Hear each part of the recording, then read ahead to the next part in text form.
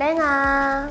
제 마음속 영순이 여러분 안녕하세요. 랭킹스쿨입니다. 우리는 물건을 살 때, 돈을 벌었을 때 등 다양한 상황에서 세금을 내는데요. 그런 세금이 아깝게 느껴지기도 하지만 국가를 원활하게 운영하는데 꼭 필요하기 때문에 기꺼이 내려 합니다.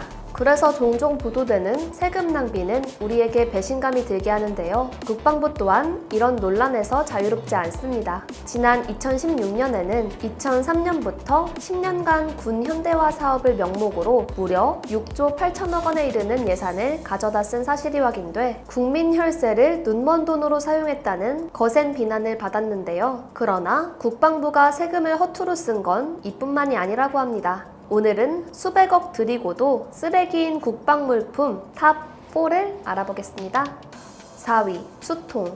훈련 도중 목을 축이거나 얼굴을 씻는데 반드시 필요한 수통. 보통 군인들의 탄띠에 결속하거나 특전조끼에 끼워 어디든지 휴대하는데요. 그런데 내가 마시고 얼굴을 씻는 데 사용하는 물을 복원하는 이 수통이 1950년 6.25 전쟁 시 사용하던 수통이라면 어떨까요? 지난 2017년 방산비리 문제 척결을 강조하며 열악한 군 환경에 대한 각종 증언이 쏟아져 나오던 당시 일부 부대에서 6.25 때 쓰던 구형 수통을 여전히 사용 중이라는 주장이 제기되며 충격을 안겼습니다. 이미 인터넷에서는 내 할아버지보다 형인 수통이다. 현역 때 쓰던 수통에서 메콩강 물맛이 났다. 도대체 30년의 미국에서 만들어진 수통은 왜 대한민국에 있는 것이냐라며 수통의 심각한 실태에 대해 공공연히 말하고 있었는데요. 제조일자는 그렇다 치더라도 위생관리도 제대로 되지 않아 수많은 장병들이 입을 댄 제품이 돌고 도는 상황에서 입구가 좁아 정상적으로 씻는 게 어렵다고 합니다.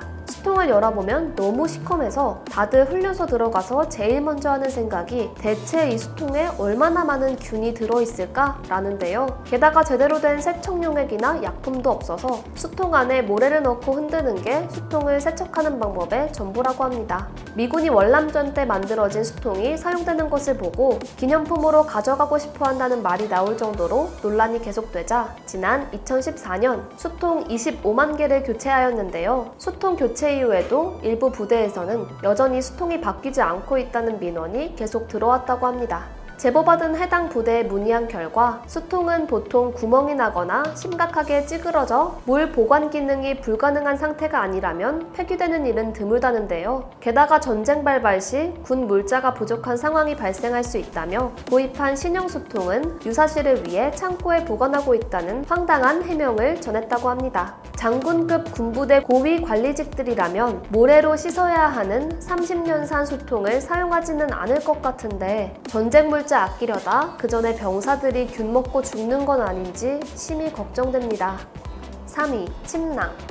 주로 야외에서 취침할 때 몸을 따뜻하게 해주는 침구, 침낭. 최근 캠핑이 대세로 떠오르며 침낭 수요도 급증했다는데 군인들에게는 특별할 것 없는 일상과도 같습니다. 특히 가을부터 다음해 봄까지 군장을 싸서 훈련을 갈 때 함께 해야 할 뿐만 아니라 추운 겨울에는 내무반에서도 사용할 만큼 없어서는 안 될 보온템이라는데요. 이렇듯 거의 매일 피부를 부비고 맞대는 침낭은 장병들의 건강을 위해서라도 위생적으로 관리돼야 하는 게 맞지만 군부대 내부에서만큼은 예외인가 봅니다. 예비역이라면 다들 침낭에 얽힌 더러운 에피소드 하나쯤은 갖고 있을 정도라는데요. 냄새가 너무 심하게나 도저히 잠을 잘 수 없는 침낭은 물론 발을 넣고 잤을 뿐인데 무좀이 없는 경우도 허다하다고 합니다. 심지어 30여 년 전에 개발된 구닥다리 제품도 있어서 일반 솜이 들어간 터라 오리털이나 거위털 침낭보다 두세 배는 더 무거워 행군할 때면 태워버리고 싶은 욕구까지 들게 한다는데요. 더 황당한 건 이렇게 저급한 침낭 제품이 부대 내에서 16만 원에 판매된다는 사실입니다. 시중에서 파는 비슷한 성능의 침낭보다 3만 원 가량 비싼데 오랜 빈티지 제품처럼 군부대 침낭도 오래 사용하면 가격이 오르는 걸까요?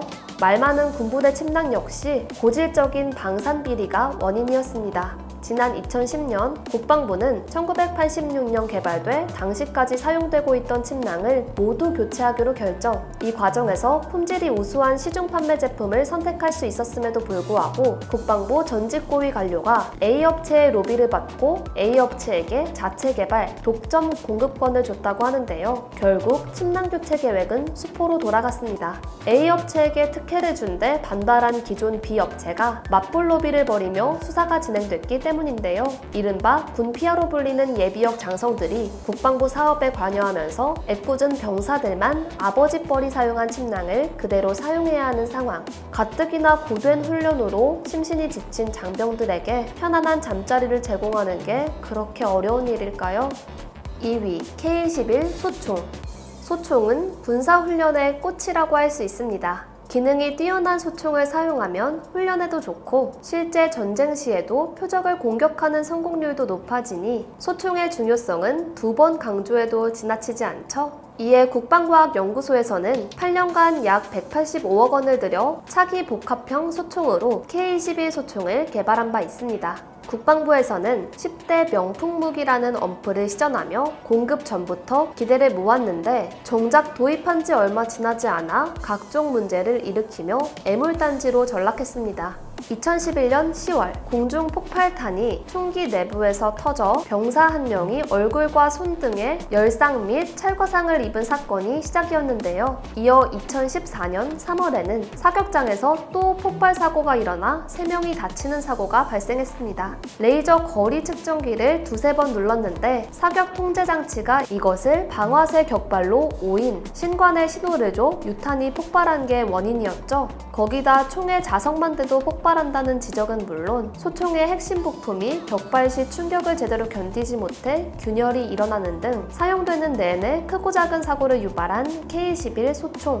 잇따른 기능 문제로 우려의 목소리가 높아지자 국방부에서는 2014년 11월 의혹을 해소하겠다며 군수품 시연회를 진행하였고 K-21 소총을 공개적인 자리에서 직접 작동시켜 성능 문제를 점검하였는데요. 자석만 돼도 격발 센서가 작동한다는 의혹을 해소한다며 소총에 말굽 자석도 대보고 통신 장비가 장착된 헬멧도 가져가 보았는데 오작동은 일어나지 않았죠.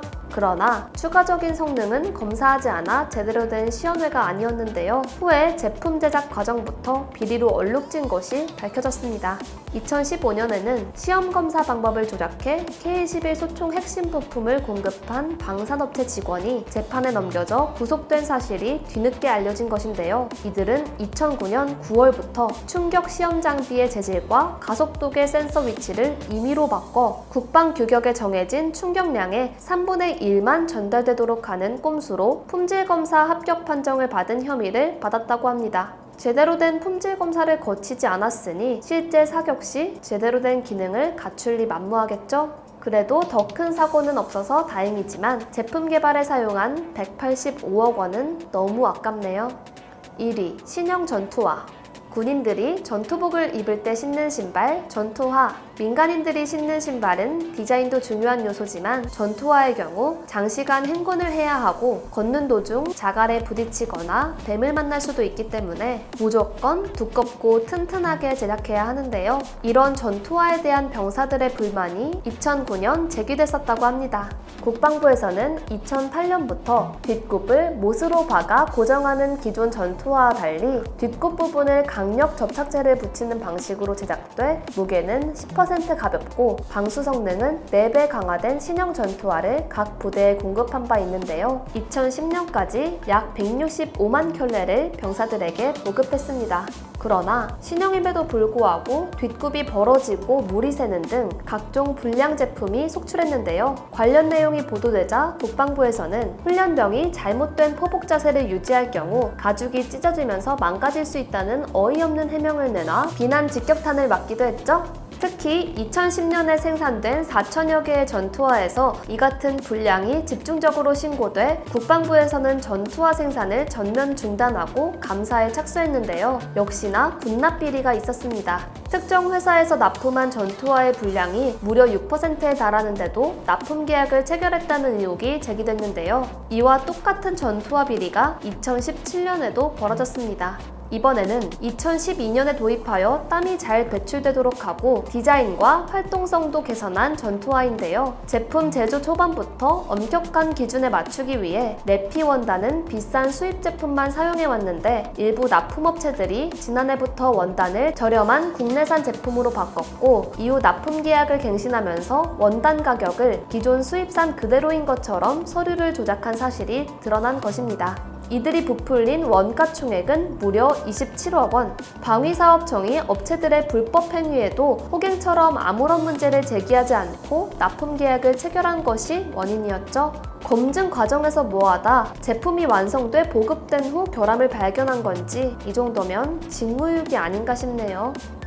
다른 데도 아니고 나라를 지키는 국궁 장병들을 위해 사용되는 군수품과 관련해서 각종 비리와 로비, 탈루 문제가 끊이지 않고 지속되는 상황이 답답하기만 한데요. 대통령이 방산비리, 군납비리를 적폐 행위로 규정하고 보다 엄중한 조사와 수사를 강화하고 있다고 하니 부디 앞으로는 이런 쓰레기 국방물품과 관련한 소식은 들려오지 않았으면 좋겠습니다.